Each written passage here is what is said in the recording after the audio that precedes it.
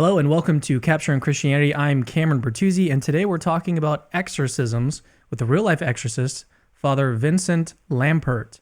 Is that the way they pronounce your name, Lampert, or is Yes, it that is silent correct. there? No, it's Father Vince Lampert. You got it right. Perfect. All right. Well, yeah, I've got Father Vincent Lampert, who is one of, I think in your book you said one out of 125 exorcists currently operating in the United States. Is that correct, or is that number grown? That number has grown significantly. The actual number really isn't known. Every Catholic bishop is an exorcist by virtue of their office, if you will. And then if a bishop decides, he can appoint one or more of his priests to do an exorcism. So any priest could be appointed. Some bishops have chosen to appoint a stable exorcist in their diocese. So I believe there's about 125 of us that have that official appointment from our bishops across the United States. But there could be more. There could be more. Some are publicly known and some choose to remain anonymous. Well, if you don't know who Father Vince Lampert is, then let me just give you a quick introduction. I'll let him fill out a little bit more. He's an American Roman Catholic priest, and he's the designated exorcist of the Roman Catholic Archdiocese in Indianapolis. Father Vincent received his exorcism training in Rome, actually. But I would like to ask you, is there anything that you would like to fill in here? What am I missing about you? I was ordained a priest in 1991, so I've been a priest now for 29 years, and I received my appointment as an exorcist back in 2005. So this is a ministry that I've been doing for the past 15 years. I currently serve as the pastor of two parishes in Brookville, Indiana, St. Michael and St. Peter, which is about 35 miles outside of Cincinnati, Ohio. That's great. Well, let me actually, before we get into the interview, we're going to talk about all about exorcisms and some of his own personal experiences. It's going to be really, really interesting. But we're about 9 days away from Halloween, and that was part of the reason why we scheduled this at this time. Halloween's coming up, and I just wanted to give a couple interesting Halloween facts that might interest you. All right, here's number one. This will be the first Halloween in 19 years to have a full moon. I should have had some like sound effects ready here, like a woo. So yeah, first Halloween in 19 years to have a full moon. Next one won't be until 2039, I believe. So another 19 years. Consumers spend about $9 billion a year on Halloween. That's insane. It's ridiculous. Here's fact number 3. Americans buy enough candy each Halloween to fill 6 Titanics. Actually, this is each week. Every week they can fill 6 Titanics of candy. Also ridiculous. Number 4, kind of interesting. The fastest pumpkin carving record belongs to Stephen Clark. It's a guy named Stephen Clark. He carved a complete face, eyes, nose, mouth, and ears in 16.47 seconds. Pretty cool. Pretty fast. All right, number 5, and then we'll get to the real stuff. Pumpkins are a fruit, not a vegetable. Pretty interesting. Did you know that? I did not. The I don't last think one. I really knew that. I But didn't know it either until I pumpkin ice looked it cream, up. pumpkin pie, so I guess it makes sense. Yeah, apparently, was it botanists? They don't classify fruits as just whatever is sweet. It's got to have like some certain other properties. Anyway, all right, let's get to the real meat, the real purpose of this show today. We're talking about exorcism. So I mentioned that you have a book. It's called Exorcism. I forget the subtitle of it, but it's all about exorcism. What I really liked about it was that it was very, very informative. That figure that I got earlier, there's 125 people more now, but it's just very informative about what the process looks like. And there's a whole lot of interesting information. We're going to get into some of that today in the interview. And then toward the end, we're going to do some Q&A. So if you have a question for Father Vincent that you'd like to ask him, then just keep it in your mind or send it as a super chat. A super chat is pretty much your guarantee to get a question out there today. And those are real easy for me to go back in the live chat and find. So if you'd like to send your question, make sure that it gets answered today. To send it as a super chat also helps us out. So let's get into some of the questions. So at what point in your life, because in your book you mentioned that you grew up Catholic, what point did you decide that you wanted to become an exorcist? Well, the bigger question is when I decided to become a priest. So right out of high school, I attended Indiana University in Bloomington, Indiana for 2 years. And then after that, decided to enter the seminary. I jokingly tell people that conversion is possible even in Bloomington, Indiana. So decided to pursue a calling to the priesthood that I felt like I got when I was in grade school. So again, I was ordained a priest in 1991, and then in 2005, my bishop was looking for a replacement to be the exorcist for Indianapolis. The priest who had done the ministry had passed away in July of that year. Ironically, he was the pastor of the parish where I attended grade school. Never thought that one day I would get one of his jobs. So the bishop selected me, saying he wanted a priest who believed in the reality of evil, but not one who would be too quick to believe that everyone who came to him was actually dealing with the demonic in their lives. That's interesting. That's part of in some of the interviews that I've seen you do, and even in your book, you mention how you're actually taught to be a skeptic in from the Roman Church. You're taught to be skeptical, or demon possession, something like that, is like the last thing that you want to conclude. And you even say, again, going back to your book, it's like the figure is what, 1 in 5,000 people are actually demon possessed according to these different criteria that are laid out. What would you say to a skeptic? I can see hearing something like this and being like, well, we know that demon possession is just not a thing, and so you've made a mistake in ruling out these other sort of naturalistic possibilities. How would you respond to a skeptic? Well, you're right. Exorcists are trained to be skeptics ourselves. We need to exhaust every other possible explanation for what is happening in the life of a person before labeling that person as possessed and needing special prayers of the church. So the church says that I need to reach moral certitude, that beyond a doubt I believe that this is something of a demonic nature. So the church will utilize experts in the mental health field as well as medical doctors. So the church wants these professionals to weigh in, basically saying, is there something about this person's condition that is beyond your training or understanding? The church is not asking the psychiatrist or the doctor, do you believe this person is possessed? The church herself will make that determination, but the church does want to make the best possible judgment, and so wants these experts to weigh in on the matter. I often believe that if the church was too quick to label somebody as being possessed, and that label prevents the person from getting the true help they need, such as from a psychiatrist or a psychologist, then the church will be doing greater harm. So again, the church wants to provide the person with the help they truly need, not necessarily the help they think they need. And that help could be spiritual, it could be mental, or it could be physical. So going back to the book, again, I might just be referencing it every time I speak. You were talking about your first, I think it was your first experience in a real life exorcism.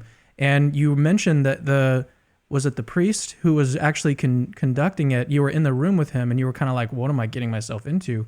But you mentioned, what was interesting is you mentioned that he was doing all of these different things. He like brought in a paper towel roll, he brought in a little bag, and he like set it on the radiator, and he was just like prepared for all these things to happen, like the foaming at the mouth. He just like blotted it out a little bit, put it in the little plastic bag. But he, throughout this, what he was doing, you mentioned remembering that he just had no fear. Is that something that eventually, like, were you fearful in that moment?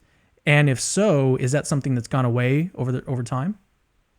Absolutely. I think fearful at the beginning was natural, just to see things that aren't a normal part of your everyday life. Again, in that case, the person, once the demon manifested, the eyes rolled in the back of their head, they began foaming at the mouth. And so looking at that is kind of fearful, because I had just been speaking with this person and there was no indication that there was a demonic presence. And then when the priest who was training me, after he brought in the plastic bag and the paper towels, he came in and began the ritual of the church. And when he blessed the person with holy water, as soon as the water hit that person is when the demon manifested. So there was kind of the growling and snarling, and then that's when the foaming at the mouth began in the eyes. And I think my eyes might have gotten really big as well, thinking, what in the world have I gotten myself into? And certainly over the years, I've come to not focus on the manifestations of evil. Because when a demon manifests, it's basically saying, look at what I'm capable of doing. And the exorcist is trained to focus on what God is doing in this particular prayer of the church. The priest who trained me had been an exorcist for 25 years when I was receiving training from him, which is why I think he was unfazed by all of this. And over the years, I've come, everyone's always interested in the manifestations. It always brings a lot of attention. People like to hear those stories. But an exorcist will tell you the focus is really on the power of God that is at work in this particular prayer of the church. So, of all the exorcisms that you've been a part of, which one that you think back to still sort of gives you chills when you think about it? I would say it was the very first one that I was involved in after returning from Rome in 2006. So I began working with a lady who it was determined that there were 7 demons identified in her. And she shared with me the story that she believed that a friend of hers was possessed. So out of a misguided sense of charity, she went up to her, looked her in the eye and said, "Whatever in you, I freely invite to come into me." And then she felt a presence come over her. And then she turned to the church 12 years after this event. And then in working with her, these 7 different demons named themselves. The weakest of the demons are always the first to go. The one that's of a more dominant nature is always the weakest to go. And this one particular demon told me its name was the demon Leviathan, which is a demon mentioned in the Bible. And the demon told me it did not have to leave because it had been invited in. And because it had been invited in, it was making a claim on the life of this person. And so I worked with this lady over the course of 1 year before she was finally liberated from all the demonic presence in her life. So in this case, how did you determine that she was possessed rather than suffering some kind of like serious mental illness? She went to see a psychiatrist who gave me a written report. I required her to go see her family doctor just to rule out that there wasn't some physical cause. So there is a protocol used in the United States for us to determine whether or not this is truly demonic. So step 1, go see a mental health expert. Step 2, see your family doctor. Step 3, I would look for signs of the demonic that the church has identified. There are 4 signs: the ability to speak and understand languages otherwise unknown to the individual, superhuman strength beyond the normal capacity of the individual, having elevated perception, knowledge about things a person should not otherwise know, and then an aversion to anything of a sacred nature, such as being blessed with holy water, being shown a crucifix, having the Bible placed on your head during a prayer. So all of these could be indications of demonic presence. Step 4, as I have a questionnaire. The Vatican has put out a questionnaire that the exorcist can use to determine if this truly is demonic, then what was the entry point? Some examples of questions would be, have you ever been involved in the occult? Have you been engaged in satanic practices or rituals, witchcraft or magic? What types of books or literature do you read? So again, the church is trying to determine if this is demonic, where did the entry point come from? Step 5, very significant, help the person resume their normal spiritual life or to help them create that for the very first time. So again, because the church wants to move in a very methodical process, exorcisms are never done hastily or quickly. I always remind people that there's no such thing as an emergency exorcism. When they're done too hastily is usually when things get out of hand. Maybe the person really was dealing with a mental health issue, but because the priest moved too quickly, then the person was led to believe that this was truly something of a demonic nature. So again, the church wants to move in a very methodical way to give the person the true help that they need. Something interesting you mentioned in the book, again, is that demon possession is not like contagious. So a lot of people are afraid that if a demon comes out of somebody, it's just going to go into someone else like nearby. Would you mind dispelling that myth and then some of the other myths about exorcisms? Yeah, we should never give demons more credibility than they deserve. So a demon cannot just jump out of one person into another. That might make for a great movie, but it's just not reality. One would have to create an entry point for evil into their lives. People can do that directly when they're engaging in practices that can open up a doorway to evil, indirectly when they're involved in things they think are fun or entertaining, but in reality could be opening up an entry point. You began by talking about some facts about Halloween. So Halloween may be fun and entertaining for most people, but it is possible that by doing some of the activities associated with Halloween, people could be opening up an entry point for evil into their lives. So demons are still creatures. They're not, we should never put a demon and God on the same playing field. There's always a difference between God who is the creator and a demon that is a fallen angel, but still a creature of God. So a creature can never be on equal footing with God, the creator. What are some other myths about exorcisms? I always jokingly say that they're never performed in an abandoned house on a dead-end street during an electrical storm. That might make for a great movie, but again, the church will always determine where an exorcism will take place. So the devil doesn't get to determine where he will be defeated. So exorcisms are always done in a sacred space. So in a church or in a chapel, the person who's possessed is present, myself, a family member or friend of the possessed. I will invite another priest or perhaps a deacon, a lay person. So there could be someone there, but they're there just to pray. There's no such thing as exorcism tourism. So nobody's there out of a sense of curiosity, because when a demon manifests, it will try to determine who's the weakest link in the room and then try to disrupt the prayer of the church by either physically or even verbally attacking the person.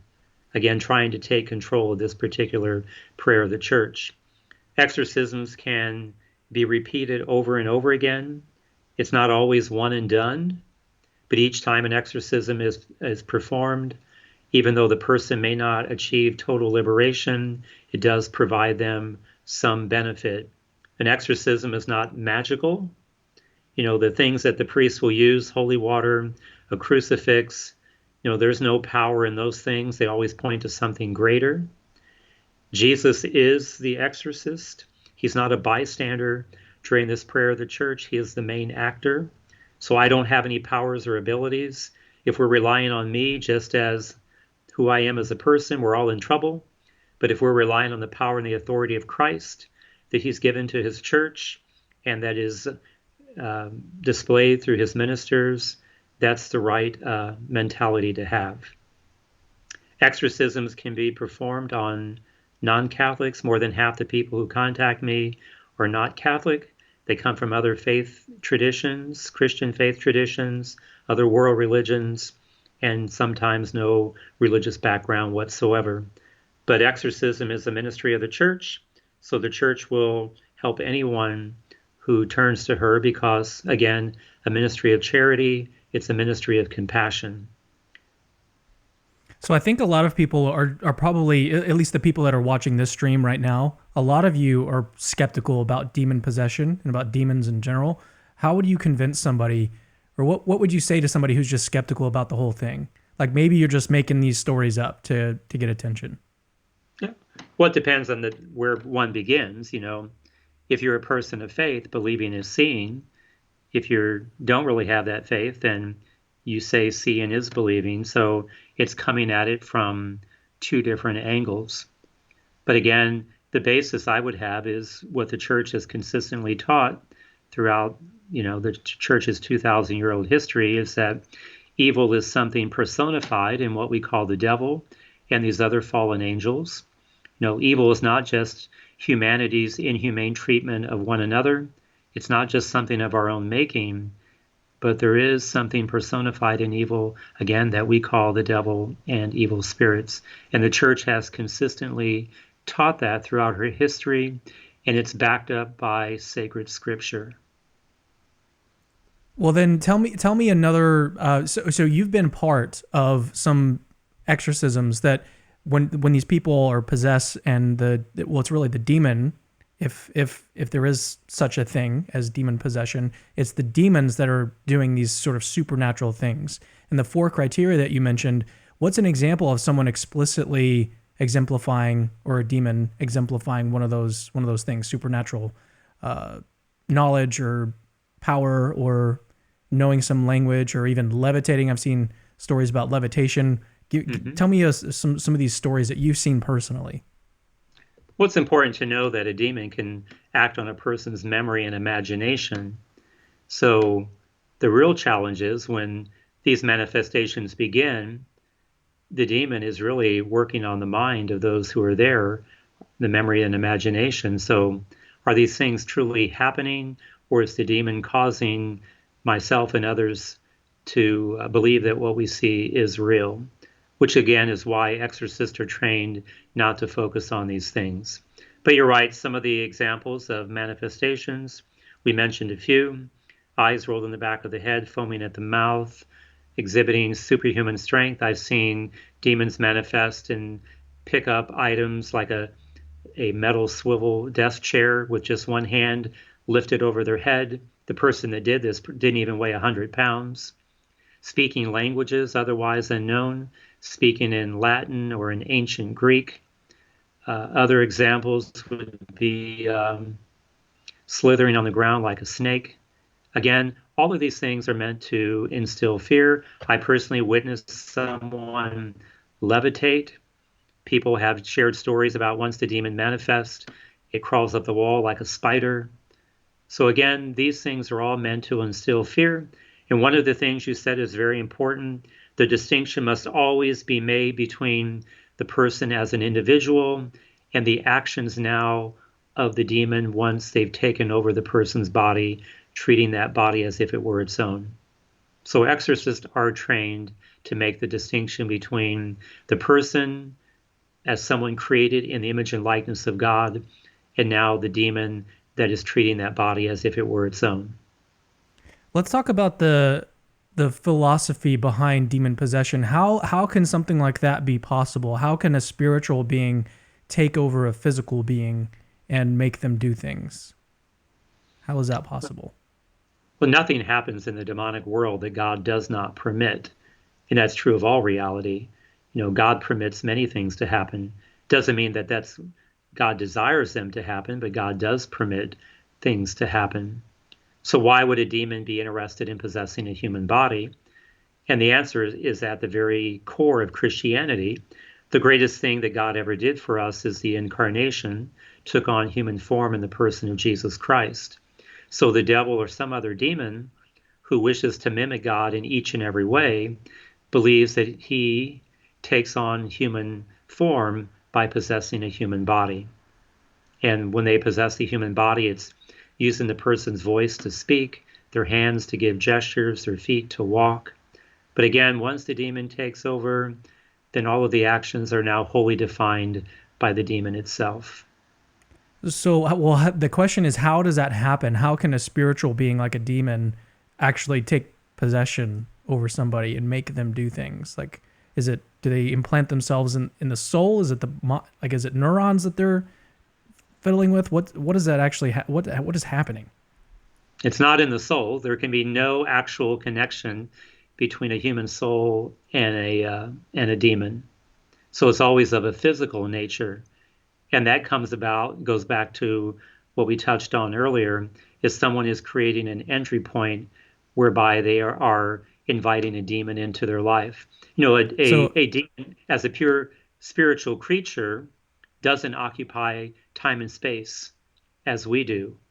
You know, you're in a room right now, I'm in a room, the room is containing us. A spirit isn't contained by space, it contains the space. Now that can kind of give you a headache to think about it for a moment, but as a pure spirit with intellect and will is not contained by space, it contains the space. So when one chooses to open up an entry point to evil into their life, it literally is that now the evil spirit is containing them. They've either pushed God away and invited the demon now to contain them, and that's how the manifestations then will begin and take place. So it's a physical. So it's an analogy I was thinking about was it'd be like a demon coming in and like pushing the person out of the driver's seat into the passenger seat, and then the demon sits in the driver's seat and starts driving the car, so to speak. And the car is the analogy, the body, something like that. Yeah. Yes. And when that happens, people I've worked with, some are fully aware of what's taking place, but they feel as if they're a prisoner trapped in their own body. They're incapable of stopping what's taking place. Other people I've worked with have told me that once the demon took over, they lose all recollection of what was taking place. Let's think about some other natural explanations of what could have happened in these cases. So when you mentioned levitation, what could have been happening there that is not supernatural? Do you know what I mean? So like, go ahead. I was going to say it could have been just something that I believe that I was seeing, because at the time the person was shaking very violently, and then I saw them rise up out of the chair, and then that's when the priest reached over and put his hand on the head of the person and pushed them back in the chair. Now, there was another priest in the room, and we talked about it later, but he didn't see it. So I saw it, he didn't. Obviously, the priest doing the exorcism witnessed something to reach over and push the person back down into the chair by putting their hand on their head. What about the one where the person grabbed the table, steel table, and raised it above their head with one hand? Yeah, well, again, were you the only one there? That was the no. There, I would never do an exorcism alone. Okay. So there's always other people that are present. Certainly myself, I will have somebody else with me, and then the person that's possessed, and then a family member or friend. So it's never a one-on-one setting. And so there were other people in the room that saw this person grab this table above their head. Yes. Yep. And there was no way they could have done that on their own volition. Not from the physical capacity of the person. It would have just been impossible, unless I guess you could say that their adrenaline was just on such a rush and a high that at that moment they just were able to do something beyond their normal human capacity. But again, it's important to remember that leading up to the point of doing the exorcism, the person has gone through a psychiatric evaluation, they've gone through the physical evaluation, and these experts have said, we can't explain what is happening in the life of the person. If one were to go through, because some people that are dealing with mental health issues, schizophrenia, they can act out some of the very same symptoms that we would see in people who are demon possessed. And so you want to rule out those possibilities first.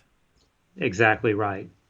Now, what's interesting, I was going to say I worked with a gentleman one time who was diagnosed as being schizophrenic. He didn't necessarily like it, so he talked to a priest who then referred him to me, and I met with him, and I told him this was not something demonic. This was truly something of a mental health issue. He already had a psychiatrist and a caseworker that was assigned to him. And I just didn't want to say, it's not demonic, be on your way. So I arranged a meeting for the four of us. So me and him, his psychiatrist and caseworker. And the psychiatrist says to the man, Father says you're not possessed. What is your response?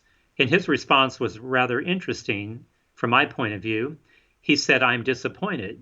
He said, if it was a demon, I would understand why I act the way that I do.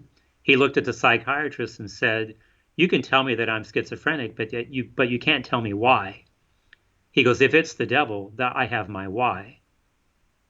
So there are some people, again, who want it to be something demonic. But again, I can't tell people what they want to hear. I have to tell people what I believe they truly need to hear. Either, yes, this is truly something demonic based on my understanding, my training, my education, or no, this is truly something of a mental health issue or of a physical nature that needs to be addressed by a psychiatrist or your family doctor. I appreciate the fact that you are wanting, and not just you, but just priests everywhere who are doing exorcisms. I appreciate the fact that you go that route first. You want to rule out all of these other possibilities. And as you said in the book, it's like 1 out of 5,000 people are actually classified as demon possessed. And so for the vast majority of people, 499 4,999 people, you're pointing them to the relevant experts who are trained to handle mental health issues or drug abuse or whatever else they might be dealing with. You're not going to, and as you said, you even said that like some priests will get a little bit too quick to diagnose demon possession, and then things can just get worse from there. So I appreciate the fact that you do that. And so that's really good. So I have one more question that I want to ask you, and then we're going to turn to some audience Q&A. We've already got one super chat that was sent in, and I'll get to that just after I ask my question here. So as you know, I'm a Protestant. So do you think that exorcisms provide evidence not just for the reality of demons, but for the claims of the Catholic Church? Well, my first response would be that the Catholic Church certainly does not have a monopoly on the practice of exorcism. It is a liturgical rite for Catholics, so we have a prescribed way for it to be performed. But certainly exorcisms can take place in other Christian traditions. So there is not a monopoly that we have. But again, the focus really isn't on the exorcist or even the church per se. I would say that it's something even greater. It's about the power of Jesus Christ. So again, when we look in Scripture, Jesus sent his disciples out. He gave them the power to expel demons. He gave them the power to cure illness. Jesus makes a distinction between the two. And certainly the power of Christ is at work in the lives of many, many individuals. I will say that there's a lot of people that I've learned over the years that, at least when it comes to the issue of exorcism, will turn to the Catholic Church because the Catholic Church still readily and openly talks about the reality of evil, the ministry of exorcism. I know many Protestant pastors in my area, and oftentimes they will send people to talk to me when they say that they're dealing with the demonic. You know, we're not in competition with one another. I always like to say that people of faith, you know, it's not like at the end of the day we can say, I have a bigger piece of God than you do, ha, ha, ha. Again, the focus should be on bringing people to a relationship with Christ in their life. And I think exorcism is a way of doing that. It lets people know the reality and the power of God that is at work in the Christian faith. Do you know any personal? I'm going to ask one more question. Do you personally know any priests or other Catholic, you want to call them colleagues? Are you familiar with any Catholic priests that are skeptical of the existence of demons? Oh, absolutely, yeah. So skepticism isn't just outside of the church; it's inside of the church as well. When the Archbishop of Indianapolis announced at a gathering of priests that he was appointing me to this ministry, there were several priests who laughed and said, I didn't think we believed in that anymore. So skepticism is inside and outside of the church. But you even mentioned in Vatican II, a lot of people point, or a lot of Catholics point to Vatican II as giving some kind of reason to doubt the existence of demons. Yet you point out how it's consistently discussed, or it's Satan and demons are mentioned over and over and over in Vatican II. They are. The Second Vatican Council mentions the reality of evil more than any other ecumenical council of the church. You know, coming out of the 1960s, it was in 1972, Pope Paul began to speak about the devil. You know, popes have a general audience every Wednesday, and when he began doing that at his general audience, I think he caught people by surprise, because most people just figured that the church no longer even talked about the reality of the devil. But I always like to put it in a Christian perspective. If Jesus is a name that means God saves, what is he saving us from? It can't just be from a bad day. I would go on to say that he's saving us from something real and something evil, namely the devil himself and his demons. All right, let's get to some audience Q&A here. We've got one question from John Bass, I believe. Yep. He says, if Jesus and the apostles conducted exorcisms with relative ease, why are Catholic exorcisms so drawn out? Not all of them are drawn out. I would say I've done exorcisms that are done in like 30 minutes or less. Some that take longer. I think it depends on the strength of the demon. It depends on whether or not the person truly wants liberation. And it's not just about wanting liberation. The person has to be able or wanting to invite Christ in.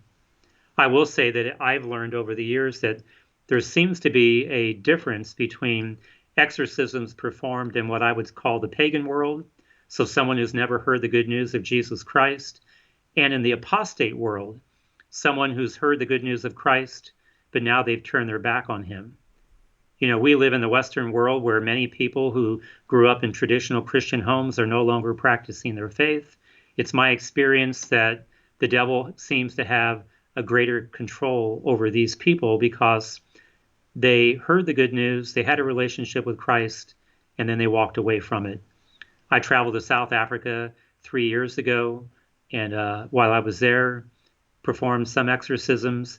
And while there, people who had never heard of Christ, never been baptized, when the exorcisms were performed, they were immediate and effective. So I make the distinction between what I would call exorcisms in the pagan world and in the apostate world. And I would say that here in the Western world, here in the United States, I would classify us as the apostate world, meaning we've really walked away from our Christian underpinnings.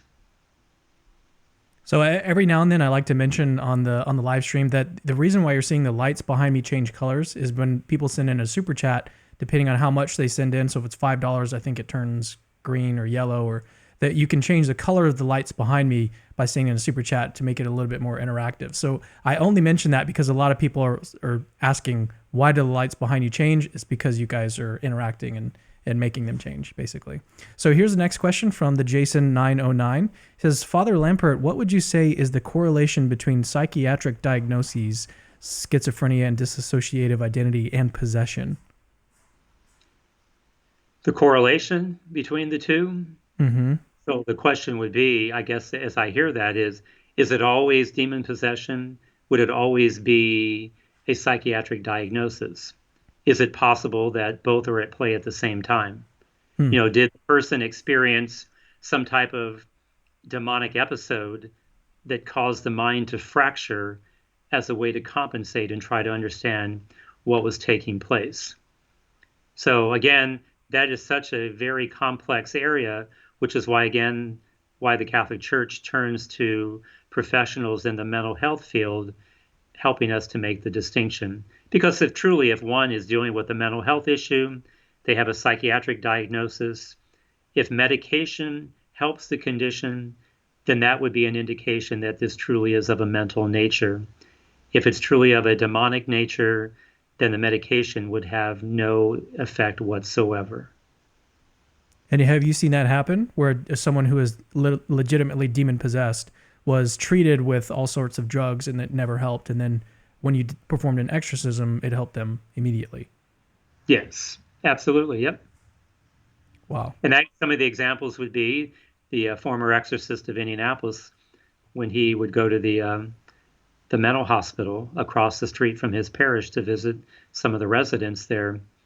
He believed that some of the residents were actually demon-possessed, but because society didn't know what to do with them, they were just classified as having some type of psychiatric diagnosis and placed in that institution.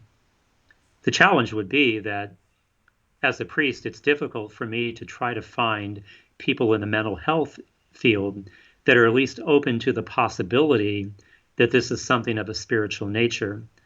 Many of the people, in my experience, in the mental health field would just immediately discount this as even a possibility. Yeah, and don't you think that plays in the hand of the devil? Yeah, most certainly. Like most people don't think that this is real, and so they're not going to go get checked out or consider it as a serious possibility. And so you might have this person just possessed their entire life when they could have been freed a long time ago. Yeah, that's a classic line from the French poet Baudelaire out of the 17th century. The devil's cleverest ruse is to convince us that he does not exist. The devil doesn't really want to be out in the limelight. He prefers to work in the shadows and on the fringes, and you conquer people one by one. And again, if people don't believe that he exists, then he can certainly just continue to work kind of under the radar, so to speak. All right, let's get to some more questions from Punch Bowl Haircut. He says, "Are there ways that demons afflict people without possessing them? If so, what are they? And is there anything one can do to combat them?" So the Catholic Church would identify three other types of extraordinary demonic activity. So we focused a lot on possession. There could be demonic infestation, the presence of evil in a location or associated with an object. There can be demonic vexation. So one is receiving physical attacks from a demon. And there can be demonic obsession, which are mental attacks from a demon. So in my experience, again, 1 out of every 5,000 people may be a true case of demonic possession.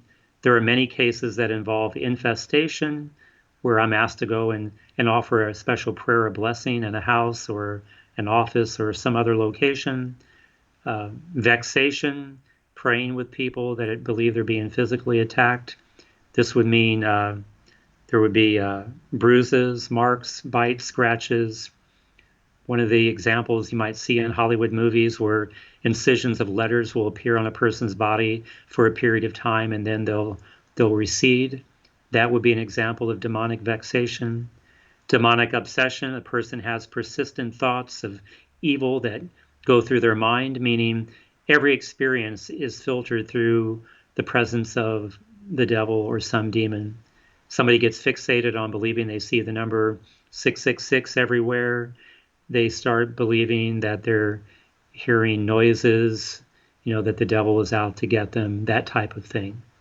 I will say that I believe that demonic obsession is the most difficult type of extraordinary demonic activity to deal with, even more difficult than demonic possession itself. Because in demonic obsession, again, you're really trying to pull apart what is truly something of a psychiatric nature and what's something of a spiritual nature.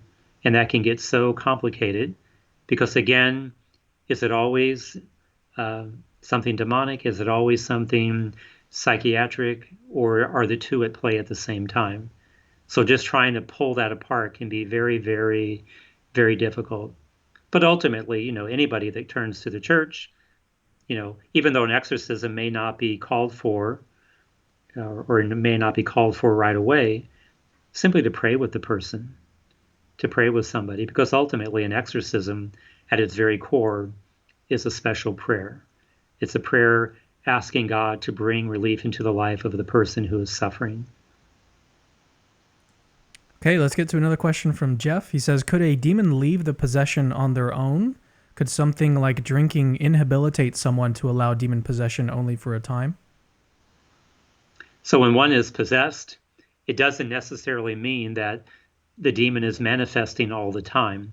To be possessed means that someone has created an entry point for the demonic in their life. So there's a connection now between that person as an individual and some evil spirit. And so the connection is there, but it doesn't mean that the manifestation always takes place. It is possible that someone who is demon possessed doesn't necessarily need the rite of exorcism. Just through growing in holiness and virtue, they could help eradicate that on their own. So if somebody is demon possessed, again, they're not manifesting all the time. They could have a desire to turn to God, to have a relationship with Christ. And in doing so, simply by growing in holiness and virtue, that connection between the individual and the demon could come to an end. So the intervention of an exorcist is not always called for. All right, question from Cliff Wilson. He says, "What does Father Lampert think of the movie Deliver Us from Evil? Has he seen it?" I have not seen that particular movie. I don't know if you can comment on that or give me some background into that, but I'm not familiar with that. What exorcism movie have you seen? Obviously, The Exorcist, the one that came out in the 1970s, The Exorcism of Emily Rose, the movie The Rite. So, did they get anything right in those movies? The Exorcism of Emily Rose actually is pretty authentic when it comes to the manifestations of evil and how the church combats that. So they're not that far off. Again, the church focuses on what God is doing, even though most people are always interested in the manifestations. But Yeah. a lot of those are true to form. Interesting. Okay, another question from Benjamin Vance. He says, "How often do you think ghost stories, etc., are actually demonic? Is there such a thing as a ghost, or is it either imagined or demonic?" I believe that 99% of the time, when people say they're encountering some type of a ghost, that it's an evil spirit. 1% of the time, it might be the soul of one who has died. But it's important to note that once we die, we cannot choose to continue to act in this reality. God has to permit that to happen for whatever reason God may have. So God would have to allow that to happen. And it may simply be that the spirit of the one who has died, God is permitting to manifest to bring some type of comfort into a loved one who's grieving the loss of a loved one who has died. I knew a lady one time whose grandson had died, and she shared with me that for like 5 days straight, he would visit her every night and sit on the end of the bed and talk with her. And she told me that after the 5th night, he told her that he had to go on. He couldn't come back anymore, but he had to go where God wanted him to be. So in that case, we would say that that was a particular grace that God permitted for whatever reason God had to bring some type of relief or sense of peace in the life of this lady who was grieving the loss of her grandson. All right, here's a question. In the name of this YouTube account is one of the funniest I've seen. He says Morgan Freeman's favorite freckle. All right, he says, "Have you ever experienced a case where a demon behaved like a normal person so as to fool those around it?" Yes, I have. Very good question. One of the exorcisms in Rome. So in Rome, I was able to participate in 40 exorcisms. And How long were you there? 3 months. 3 months. In 40 exorcisms in 3 months. Well, the priest did more than that. He was Oh my well known goodness. in Rome. But during the time I was there, I was on a sabbatical program. So that was the amount of time that I had to go and be with him 2 or 3 days a week. He literally would have 50 or 60 people at a time gathered in a courtyard outside of his office. Some had appointments, some didn't. They were just hoping to get an opportunity to visit with him. But in one of those exorcisms, the demon stopped manifesting, and it gave the impression that the consciousness of the individual was now back. And Father Carmine, the priest who trained me, he was aware that he was trying to be duped because the person's voice was their own. It sounded like their voice and said, "I'm okay now. Thank you for what you've done for me. The demon is now gone. There's no need for you to continue to pray. You can stop praying now. You can stop praying. I said you could stop praying." And then Father Carmine reached over and took some holy water and blessed the person again. And then the demon manifested and goes, "I told you to stop praying." So he knew that the demon was trying to deceive him into believing that it had been cast out. And I think exorcist over time, the more you do the ministry, you gain more knowledge about whether or not true deliverance has taken place at a particular time or not. Wow. All right, question from Joe Sharp. Jesus said, "This kind does not go out except by prayer and fasting. Why is this so, and have you experienced this?" That is true. Jesus did say that. The disciples came back from going out and doing ministry, and the question was asked, why could they not cast a particular demon out? And Jesus says, this kind can only be cast out by prayer and fasting. So one who does an exorcism needs to prepare themselves. So as a Catholic priest, the church says that I should prepare myself by spending time in prayer. I should fast. I would celebrate Mass. I would go to confession, spend time in prayer. So I have to prepare myself because, again, the exorcist is a minister of Christ. So we're bringing the presence of Christ to one who is afflicted by the evil one.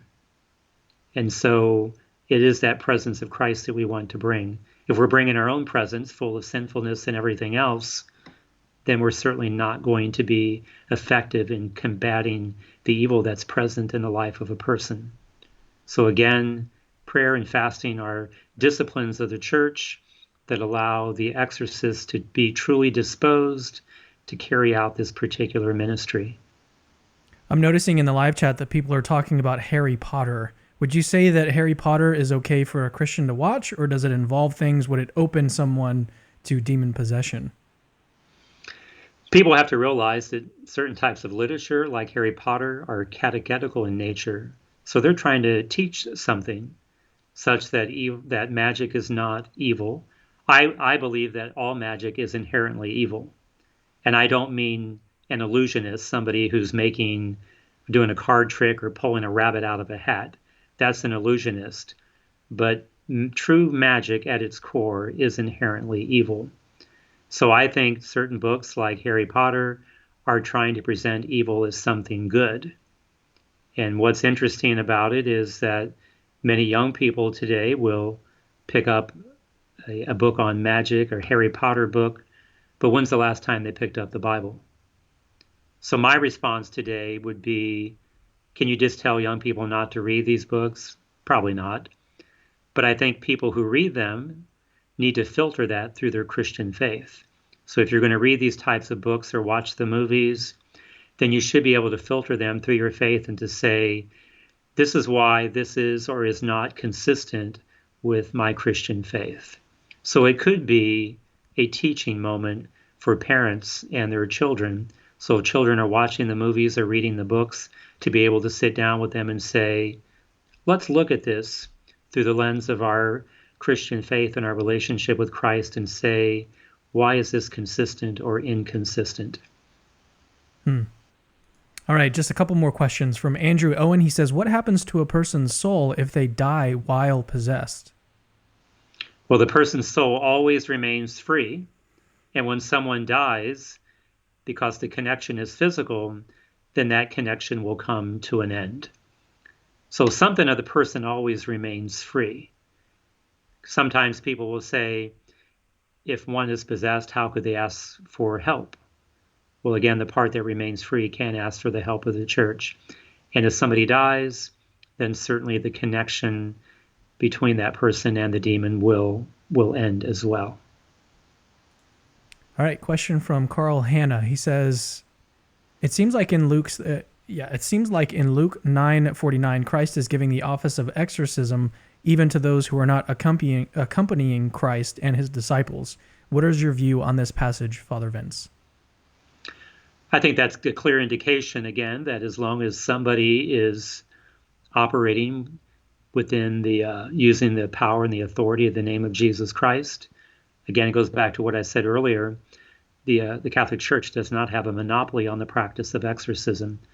And it's Christ himself who's doing the exorcism through the minister or through the person who truly believes. One of the analogies that I like to use is that, think of a room that's, infested by cockroaches. If you walk into the room and turn on the light, what happens to the roaches? They start crawling for every crook and crevice. So in an exorcism, what is the light that's being turned on is the light of Jesus Christ, which is causing the demons to flee. So as long as someone, again, using that reference to Luke 9:49, if someone is operating under the authority and the power of Christ, they have that level of faith, then certainly an exorcism could take place. All right, question from Gina M. I think I pulled up the wrong one here. I tried to pull up Gina's. Let's see. There we go. I actually did want to pull up Skeptical Mantis's question. I'll do that next. All right, from Gina M. She says, how do you deal with cases where the person alleged to be possessed is a minor? Are there more procedures or is it more difficult? What are your thoughts? So by a minor, I'm not sure what age, but the Catholic Church would say that no one under the age of reason, which is the age of 7, could bring on demonic possession on their own. So God would always protect and safeguard anyone under the age of reason. Anyone over the age of reason, then they're culpable for their own actions. So if one is a minor under the age of reason, then someone else must bear the responsibility for exposing that child to the demonic. It can be more complicated in dealing with minors because, again, you're working with the parents or the guardian of the child, trying to understand what took place. So it can be more complicated, but again, the parent or guardian is the one who's taking the lead, because certainly a minor on his or her own can't ask the church for help. They may not even fully understand what is taking place.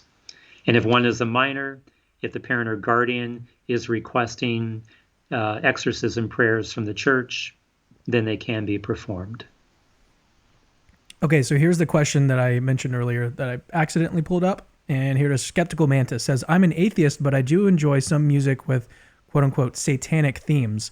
I don't believe in demons or the devil, but if it was real, why haven't I been haunted or negatively affected? I would say that the demon has nothing to gain from that. If the person doesn't believe in the devil or evil spirits, then the devil would have them exactly where he wants them to be, in disbelief. So it would be the case, is the devil going to attack somebody that's really devout or unbelief? You could say that if the devil has already won somebody over, then there's really no reason to attack them. The devil's going to really go after those he still stands to gain something from. And I don't mean that to be negative or critical of somebody who's an atheist. That's just my perspective on that if the person really doesn't believe, then the devil has nothing to gain from that person.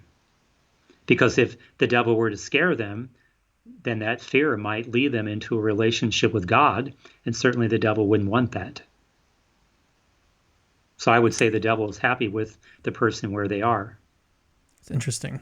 All right, from Cliff Wilson, he follows up. He says, thank you, Cam and Father Lampert. The movie Deliver Us from Evil is a true story about a cop who called in an exorcist. Yeah.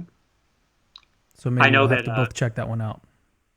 I will say that I know priests that, and myself included, we've been consulted by authorities who walk into situations that are pretty horrific and graphic. I had a police department here in Indiana that there was a sign that went up on a highway and they couldn't understand it, but it was a satanic sign.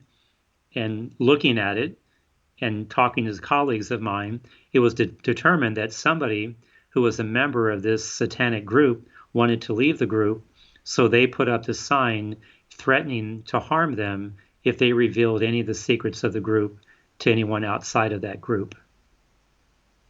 And there was all kinds of satanic symbols and whatnot in this particular sign. So the cops were trying to understand that. There's a priest in Italy who works with the Italian state police in investigating satanic ritual crimes. So Skeptical Mantis just posted a comment. He said, so if you want to stay safe from demons, I guess just become an atheist. You might be safe in this life, but watch out in the life to come. Ooh. This life is but a blip. Eternity is forever. Yeah. Yeah, something to think about, Skeptical Mantis. Okay, let's go ahead and close this one out. So I really appreciate you coming out. Maybe you and I can watch this movie. What was it? I forget what it was called. I shouldn't have forgotten that Deliver quickly. Us from Evil? Deliver Us from Evil. Maybe you and I both can watch that movie, and then we can do a follow-up interview where we talk about this movie. Or it might be fun to just do a talk about some of these Hollywood makes of these movies about exorcisms and kind of pick things out that are interesting. That might be something fun to do. Well, in any case, thank you so much for coming on. It's been really, really, like I said, even with the book, it was very, very informative. If you've never talked to or heard an actual exorcist discuss some of these things, there's a lot of myths out there. There's a lot of misinformation. There's a lot of caricatures of what it's like and what it is. Some people don't believe in it at all, and I'm sure that even after this interview, a lot of skeptics are going to remain skeptics, but either in any case, it's been very informative. It's been very fun. Great interview. Thank you so much for coming on. Yes, my pleasure. You're welcome. All right, and definitely we'll have to figure something else out in the future as well. So let me talk to the audience real quick. Thank you guys for tuning in today. If you'd like to support this ministry, you can head over to patreon.com. I always pull up the wrong screen. Excuse me, patreon.com/capturing Christianity. The link to that is in the description of this video. You can support the ministry for as much as you like. I'll put up the screen one more time. The Bereans is a private Facebook group for patrons. We have a lot of fun in that group. I'm constantly posting things in there just for Bereans, and we just have a really good time in there. It's a really fun, close-knit community of people who are all super interested in apologetics, and we love all of the stuff that we talk about on the channel: philosophy, apologetics, theology. We have great discussions there. $5 a month gets you access to that. We also have a lot of other cool things on our Patreon, so just go check it out. If you find value in the stuff that I do here and you want to support me and my family and my work, then again, patreon.com/capturing Christianity is the way to do it. Thank you in advance for considering that. If you haven't done that, if you don't have the money, but you still want to support, subscribing to the channel is just a really easy and free way to do that. And also make sure that you're subscribing only if you're really interested in the content. Don't just subscribe to subscribe, because then it's actually going to hurt the analytics and stuff on our channel. So only subscribe if you really like the content. With that said, Christianity is true. See you guys later.